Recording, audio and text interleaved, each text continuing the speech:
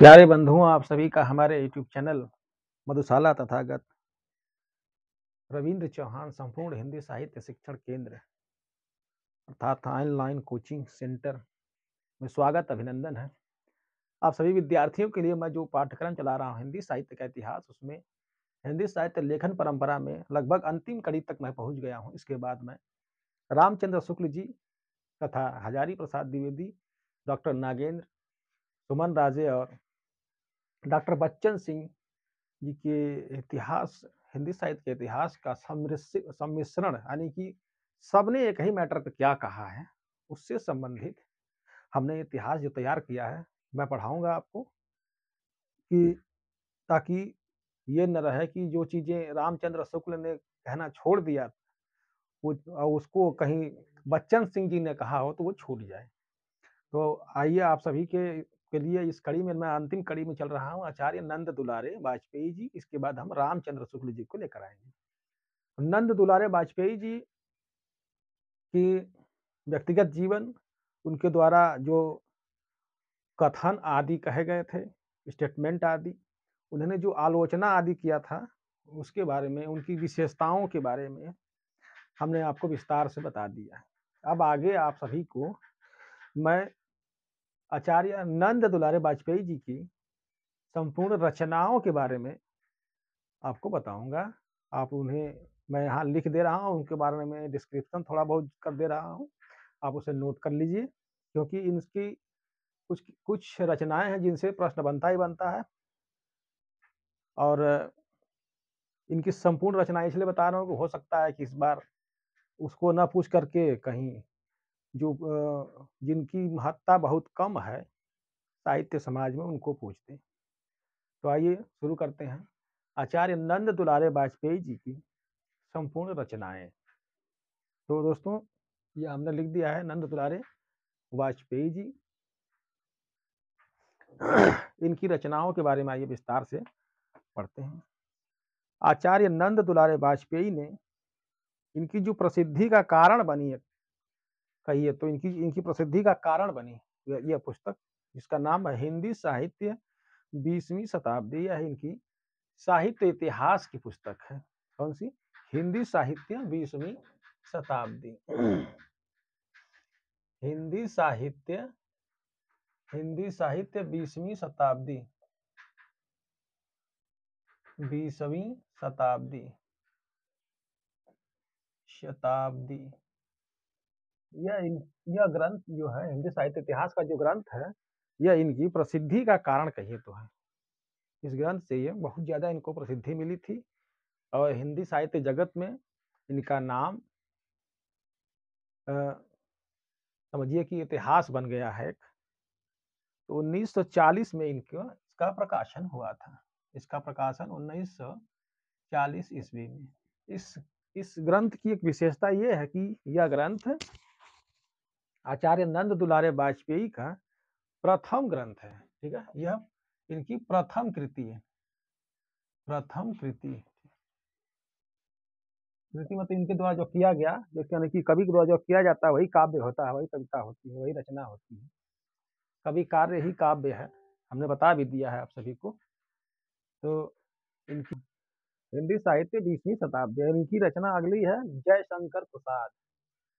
जयशंकर जयशंकर प्रसाद जयशंकर प्रसाद इनकी रचना, जिसका प्रकाशन 1940 ईस्वी में हुआ था। ठीक है, तो यह इनकी कृति जयशंकर प्रसाद। तो इनकी रचना है जयशंकर प्रसाद। या इनकी जयशंकर प्रसाद जी के बारे में आलोचना लिखा है इन्होंने। तो जयशंकर प्रसाद जी के बारे में इन्होंने विस्तार से लिखा है। आलोचना का मतलब साफ साफ होता है कि जो सही है वो सही, जो गलत है वो गलत। बिल्कुल निरपेक्ष होकर किसी के बारे में किसी घटना के बारे में चर्चा करना या बताना या आलोचना करना। ठीक है, तो जयशंकर प्रसाद इनकी आलोचनात्मक कृति है, जिसका प्रकाशन 1940 ईस्वी में हुआ था। अगला अगला इनका ग्रंथ है प्रेमचंद, एक साहित्यिक विवेचन। इनकी विवेचना ग्रंथ है। ठीक है, प्रेमचंद ये प्रेमचंद जी के बारे में ये महत्वपूर्ण ग्रंथ है, एक साहित्यिक विवेचन। एक साहित्यिक विवेचन। तो साहित्यिक, इसके पहले हमने आपको बता भी दिया है कि ये सबसे बड़े आलोचक माने जाते हैं किसके, ये छायावाद के बड़े आलोचक माने जाते हैं। इन्होंने प्रेमचंद, ये गलत हो गया, बहुत विस्तृत आलोचना किया है, हमने इसके बारे में बताया था। तो इन्होंने एक ग्रंथ लिखा प्रेमचंद के बारे में। तो उन प्रेमचंद एक साहित्यिक विवेचन, यानी कि विवेचना ग्रंथ है इनका, विवेचना।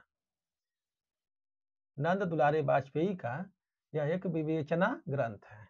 इन्होंने विवेचना, यानी ये भी आलोचना समझिए। विवेचना का मतलब किसी घटना के बारे में बताना, घटना के बारे में सही सही जानकारी उपलब्ध कराना, विवेचना करना, सच्चाई क्या है। जैसे पुलिस जाती है, पहले एफआईआर होता है, उसके बाद गिरफ्तारी होती है, फिर पुलिस मौके पर जाकर के मौके को तलाशती है, पता करती है कि सच क्या है।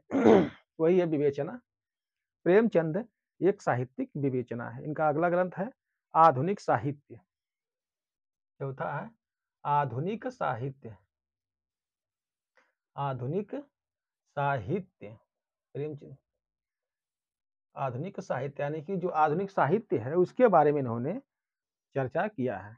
इसमें आधुनिक साहित्य में जो आधुनिक साहित्य जो रचा जा रहा है, अब हम जानते ही हैं कि जब भी किसी साहित्य को रचा जाता है तो उसमें आधुनिकता, उस युग की भी उसमें चेतना होती है। तो आधुनिक युग में, आधुनिक युग की जो चेतना है, इसमें राजनीतिक चेतना, सामाजिक चेतना है, तमाम तरह के जो जो चीजें हैं उसको प्रकट करना साहित्य का कार्य है। और साहित्य उसको अपने साहित्यकार अपने कवि कर्मों द्वारा उसे कलमबद्ध करता है। तो उन्होंने इस पर जो आधुनिक साहित्य है उस पर इन्होंने आलोचना किया था। किसने?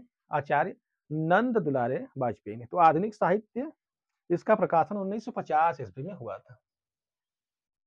1950 ईस्वी में आधुनिक साहित्य का प्रकाशन हुआ था। इसके बाद अगला ग्रंथ उन्होंने लिखा है नया साहित्य नए प्रश्न। नया साहित्य, नया साहित्य नए प्रश्न, नया साहित्य नए प्रश्न। इनका यह प्रसिद्ध ग्रंथ है, ये इंपॉर्टेंट, कई बार पूछा है, याद रखिएगा। यह इनका इंपॉर्टेंट नया साहित्य नए प्रश्न, इसका प्रकाशन 1955 ईस्वी में हुआ था। नया साहित्य नए प्रश्न इनका आलोचना ग्रंथ है। तो इन्होंने इसका प्रकाशन 1955 में कराया था। इसके बाद महाकवि सूरदास, अगला इन्होंने लिखा है महाकवि सूरदास। महाकवि सूरदास, तो ये महात्मा सूरदास जी के बारे में इन्होंने विस्तार से इसमें उनके बारे में चर्चा किया है, उनके बारे में, उनकी विशेषताओं के बारे में, उनके काव्यों के बारे में, उनकी रचनाओं के बारे में उन्हें चर्चा, इस ग्रंथ में चर्चा किया। तो इस ग्रंथ का नाम है महाकवि सूरदास। महाकवि सूरदास पर इन्होंने आलोचना लिखा है या विवेचना किया है, उनके बारे में सच सच बताया है। उसके बाद इन्होंने अगला लिखा है कवि निराला। कवि निराला, कवि निराला, सूर्यकांत त्रिपाठी निराला का आपने नाम सुना होगा। बंगाल के मेदिनीपुर में इनका जन्म हुआ था और इलाहाबाद में दारागंज में रहते हुए आपका स्वर्गवास हुआ, आपने इस संसार को त्यागा।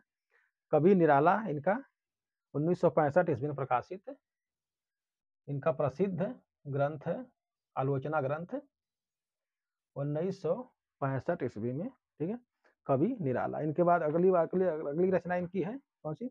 नई कविता। नई कविता,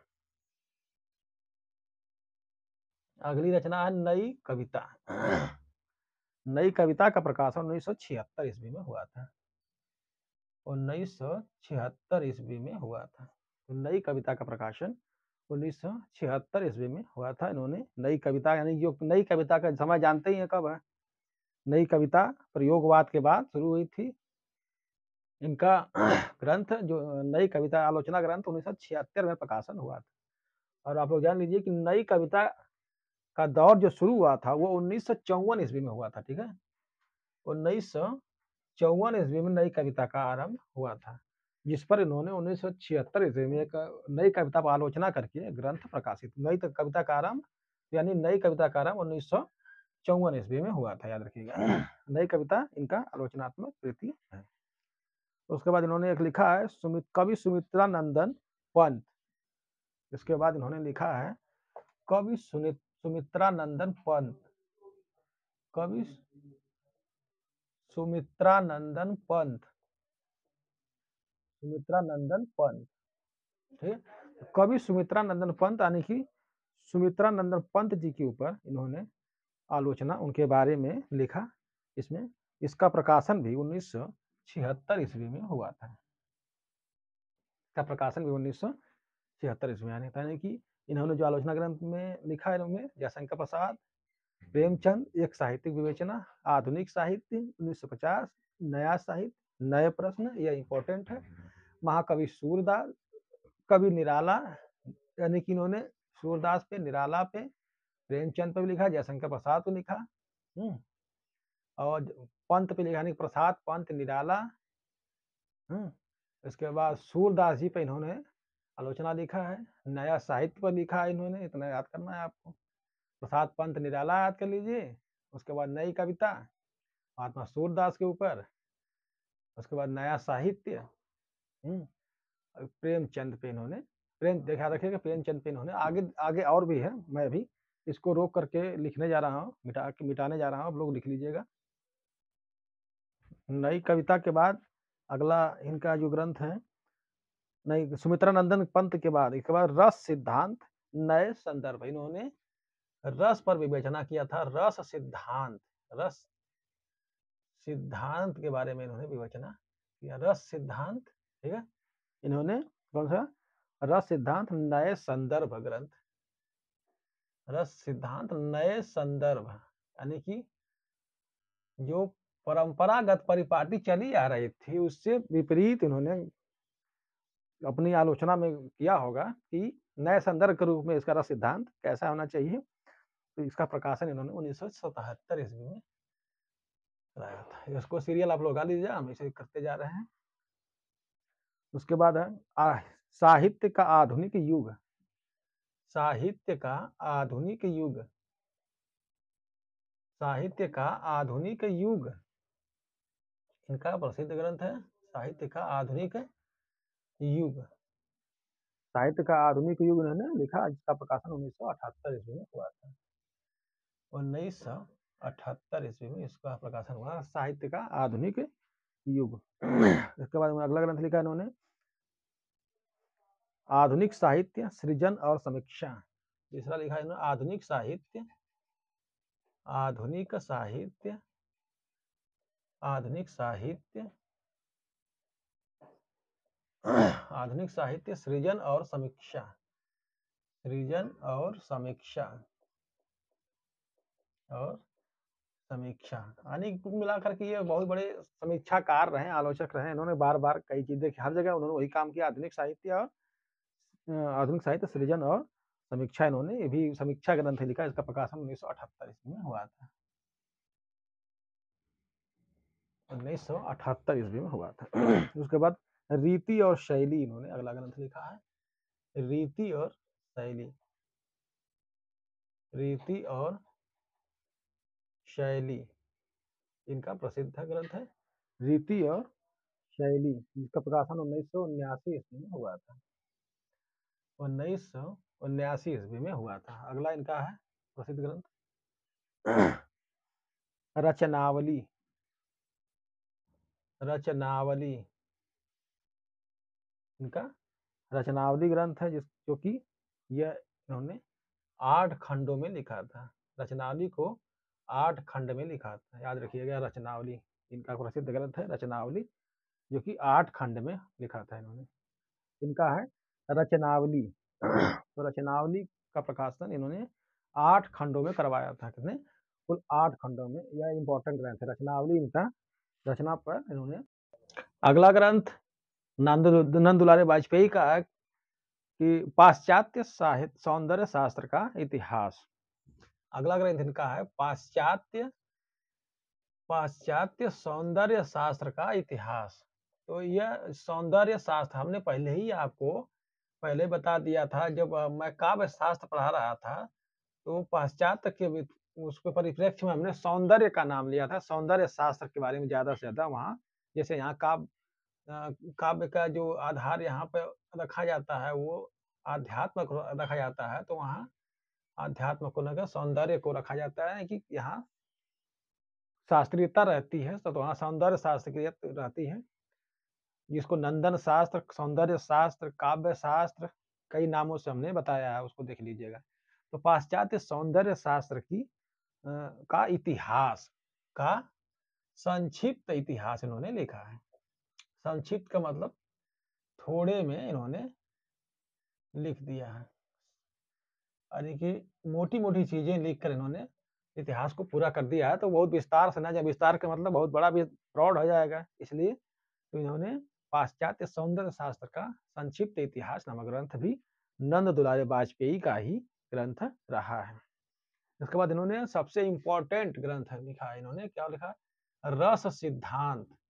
रस सिद्धांत याद रखिएगा, ये बार-बार पूछता है। यह जो ग्रंथ इनका है रस सिद्धांत, रस पर इन्होंने विवेचना किया है, रस सिद्धांत, ठीक है? तो रस सिद्धांत ग्रंथ ये इनका बहुत ही इम्पोर्टेंट है, ये टीजीटी, पीजीटी, नेट, जेआरएफ में, ठीक है, इत्यादि में कई बार पूछा है। तो ये बहुत इम्पोर्टेंट ग्रंथ है इनका, रस सिद्धांत ग्रंथ। याद रखिएगा, रस सिद्धांत किसका? नंद दुलारे वाजपेयी का रस सिद्धांत। उसके बाद इन्होंने लिखा नई कविता, एक आलोचना लिखा, विवेचना लिखा, नई कविता। नई कविता पर उन्होंने अपने विचार वक्तव्य दिया है। तो नई कविता जो है इनकी अंतिम मानी जाती है, अंतिम रचना मानी जाती है आलोचना के क्षेत्र में, ठीक है, अंतिम रचना नई कविता को माना जाता है। इसके बाद इन्होंने एक प्रकीर्णिका भी लिखा है, प्रकीर्णिका, प्रकीर्णिका, प्रकीर्णिका ग्रंथ भी आचार्य नंद दुलारे वाजपेयी ने लिखा है। कौन सी? प्रकीर्णिका। प्रकीर्णिका ग्रंथ इन्होंने 8 भागों में लिखा था। प्रकीर्णिका 8 भागों में नहीं, इन्होंने रचनावली 8 भागों में लिखा है, ठीक है, रचनावली 8 भाग, सॉरी, प्रकीर्णिका नहीं बल्कि प्रकीर्णिका। इन्होंने एक प्रकीर्णिका पद्धति होती है साहित्य में लिखने की, आगे मैं बताऊंगा काव्य शास्त्र में। तो प्रकीर्णिका भी इन्होंने लिखा है, इसका प्रकाशन 1965 में करवाया था। तो प्रकीर्णिका भी नंद दुलारे वाजपेयी, कई बार पूछा प्रकीर्णिका के बारे में, बाद आप देखेंगे नेट पर, वहां भी मिल जाएगा कि प्रकीर्णिका प्रकीर्णिका किसने लिखा? तो नंद दुलारे वाजपेयी ने लिखा। प्रकीर्णिका नंद दुलारे वाजपेयी का ग्रंथ है, ठीक है। उसके बाद इन्होंने एक ये व्यंग्यात्मक रचनाएं भी करते थे, ये व्यंग्यकार भी रहे हैं। तो उन्होंने एक व्यंग लिखा है, कौन सा? यह व्यंग रचना है। व्यंग रचना इनकी कौन सी है? इन्होंने एक व्यंग रचना, व्यंग्यात्मक रचना भी इन्होंने लिखा है कि उन्होंने लिखा है भुलक्कड़ों का देश। व्यंग, भुलक्कड़ों, भुलक्कड़ों, भुलक्कड़ों का देश, ठीक है। इनकी एक व्यंग्यात्मक, यानी किसी पर व्यंग करना, किसी पर आक्षेप करना, भुलक्कड़ों का देश। तो किसी को आधार बना करके एक तीसरे एक पर्दा के आड़ से किसी के बारे में कुछ कहना, यानी कि व्यंग है। तो व्यंग करना, किसी के बारे में, उसकी बुराइयों के बारे में, अच्छाइयों के बारे में, या उसको हंसी मजाक के रूप में कहना, तो इनकी व्यंग रचना भुलक्कड़ों का देश। इसके बाद इन्होंने एक संस्मरण भी लिखा है, ठीक है, संस्मरण। भुलक्कड़ों का देश देख के समझ में जाएंगे कि ये किस विधा की रचना, पूछता कि यह किस विधा की रचना है, तो यह नंद दुलारे वाजपेयी ने ये व्यंग्यात्मक विधा की रचना लिखा है, ठीक है। तो यह किसने लिखा है भुलक्कड़ों का देश? तो नंद दुलारे वाजपेयी ने लिखा है। उसके बाद इन्होंने संस्मरणात्मक रचना लिखा है, कौन सी रचना है? यादें बोल उठी, यादें बोल उठी, यादें बोल उठी। इन्होंने एक संस्मरणात्मक रचना है कि संस्मरण है, यादें बोल उठी। एक रेखाएं बोल उठी, याद रखिएगा। तो आप ऐसा ना करिए कि नंद दुलारे वाजपेयी रेखाएं बोल उठी को इसको मार दीजिएगा, यादें बोल उठी को उनको मार दीजिएगा। तो रेखाएं बोल उठी एक और संस्मरण उन्होंने लिखा है, किसने लिखा है? वो देवेंद्र सत्यार्थी ने लिखा है, रेखाएं बोल उठी। रेखाएं बोल उठी किसने लिखा है? देवेंद्र सत्यार्थी ने लिखा है, ठीक है। लेकिन यादें बोल उठी किसने लिखा है? तो यह नंद दुलारे वाजपेयी ने लिखा, ठीक है, नंद दुलारे ने लिखा है, याद रखिएगा। रेखाएं बोल उठी, अगर रेखाएं हो जाता है तो देवेंद्र सत्यार्थी होंगे, अगर यादें हैं तो नंद दुलारे वाजपेयी। ये प्रश्न बहुत ज्यादा कंफ्यूजन करता है, ये बहुत इंपॉर्टेंट है, ठीक है, ये कंफ्यूज भी करता है, ठीक है, ये कंफ्यूज भी करता है। यादें बोल उठी नंद दुलारे वाजपेयी की रचना है, लेकिन वहीं पर रेखाएं बोल उठी हैं, ठीक है, रेखाएं बोल उठी, रेखाएं बोल उठी, यह किसका? देवेंद्र सत्यार्थी का है, देवेंद्र सत्यार्थी का है। तो इसमें कंफ्यूजन मत होइएगा, ये दोनों प्रश्न पूछता है, दोनों को ऑप्शन में दिया होता है। तो रेखाएं बोल उठी, तो इसमें से कौन पूछेगा, कौन इसमें से ही है, तो याद पता चला कि दिमाग घुस गया, रेखाएं बोल उठी। रेखाएं देवेंद्र सत्यार्थी का है, और यादें बोल उठी यह संस्मरण नंद दुलारे वाजपेयी का, और रेखाएं बोल उठी संस्मरण जो है यह देवेंद्र सत्यार्थी का है, ठीक है, देवेंद्र सत्यार्थी का है। इतना लिख लीजिए, आगे फिर बढ़ते हैं, मिटा करके ऊपर से आएंगे, वीडियो रोक कर लिख लीजिएगा। अगला इन्होंने लिखा है, इन्होंने अस्फुट निबंध, अस्फुट मतलब छिटपुट निबंध, ठीक है, अस्फुट निबंध, निबंधों का संग्रह भी लिखा है इन्होंने, निबंधों का संग्रह भी इन्होंने लिखा है।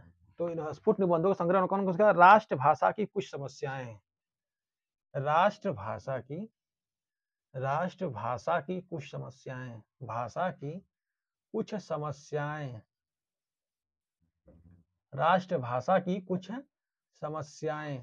तो राष्ट्रभाषा की कुछ समस्याएं इन्होंने नंद दुलारे वाजपेयी ने, यह निबंधात्मक कृति इनकी रही है। इस पर इन्होंने राष्ट्रभाषा की कुछ समस्याएं, राष्ट्रभाषा पर जो समस्या है उस पर इन्होंने एक निबंध लिखा है, निबंध संग्रह है, ठीक है। तो राष्ट्रभाषा की कुछ समस्याएं इन्होंने लिखा। राष्ट्रीय साहित्य भी इनका है, राष्ट्रीय साहित्य, राष्ट्रीय साहित्य भी नंद दुलारे वाजपेयी का निबंधात्मक कृति है, ठीक है, निबंधों का संग्रह है। राष्ट्रभाषा की कुछ समस्याएं, राष्ट्रीय साहित्य, ये सब इनके निबंधात्मक कृति है, निबंधों में निबंध है इनकी, निबंध कृति है, निबंधों का संग्रह है। इसके बाद इनका आइए, इन्होंने एक बहुत बड़ा इन्होंने स्टेटमेंट कहा, कथन कहा है। इस कथन के बारे में जान लीजिए, क्योंकि यह कथन पूछता, कई बार पूछा है कि हिंदी कवियों में यदि कहीं स्मरणीय और सुंदर अद्वैतवादी रहस्यवाद है तो वो किसमें है? अभी बताता हूँ। इन्होंने कहा कि हिंदी के कवियों में, लिख लीजिए इसे, इसको लिख लीजिए, हिंदी के कवियों में, इन्होंने लिखा साफ से, हिंदी के कवियों में, हिंदी के कवियों में, लिखा कि हिंदी के कवियों में यदि कहीं स्मरणीय और सुंदर, यदि कहीं स्मरणीय, कहीं स्मरणीय और सुंदर, और इन्होंने लिखा है कि हिंदी के कवियों में यदि कहीं स्मरणीय और सुंदर अद्वैतवादी रहस्यवाद हैं, अद्वैत, अद्वैतवादी रहस्यवाद है, रहस्यवाद है, तो किसमें है? तो वो किसमें है? तो वो मलिक मोहम्मद जायसी, ठीक है, मलिक मोहम्मद जायसी में है, जायसी में है, ठीक है।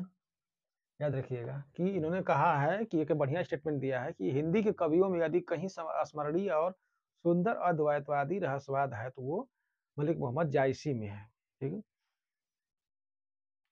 तो आचार्य नंद दुलारे वाजपेयी के बारे में हमने आज आपको इनके बारे में पूरा करवा दिया।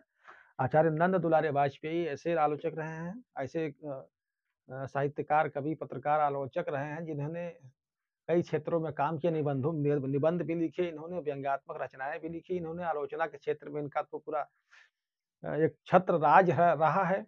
ये छायावादी आलोचना, खास तौर से छायावाद उत्तर आदि की रचना आलोचना के रूप में जाने जाते हैं नंद दुलारे वाजपेयी जी। इन्होंने प्रसाद पंत, निराला आदि को भी, सब पे रचना, प्रेमचंद पे रचना, प्रसाद पंत निराला, प्रेमचंद पर भी इन्होंने आलोचना लिखा। उसके अलावा इनका जो प्रसिद्ध ग्रंथ रहा हिंदी साहित्य 20वीं शताब्दी, इनकी ख्याति का प्रमुख कारण रहा है। और हिंदी साहित्य 20वीं शताब्दी से इनका साहित्य जगत में, साहित्य इतिहास के जगत में नाम अमर हो गया है। आचार्य नंद दुलारे वाजपेयी ऐसे आलोचक रहे हैं जिन्होंने जिन्होंने नई कविता पर भी किया है, प्रयोगवाद पर भी किया है, छायावाद पर भी किया है, छायावाद उत्तर काल पर भी किया है। तो आचार्य नंद दुलारे वाजपेयी के बारे में, उनके साहित्यिक रचनाओं के बारे में, उनके स्टेटमेंट, कथन आदि हमने पहले वीडियो में डाल दिया है। ठीक है, दूसरे वीडियो में उनकी इन रचनाओं के बारे में बताया आज। तो आज ये नंद दुलारे वाजपेयी जी पूरा हो गए। इसके बाद हम अगले वीडियो में आपसे मिलेंगे आचार्य रामचंद्र शुक्ल जी। तो रामचंद्र शुक्ल जी को पढ़ाने के बाद हम हिंदी साहित्य का इतिहास शुरू कर देंगे। तो तब तक आप सभी से निवेदन करता हूं कि आप सभी हमारे चैनल को लाइक, सब्सक्राइब, शेयर जरूर कर दें। तब मिलते हैं अगले वीडियो, तब तक के लिए नमस्कार।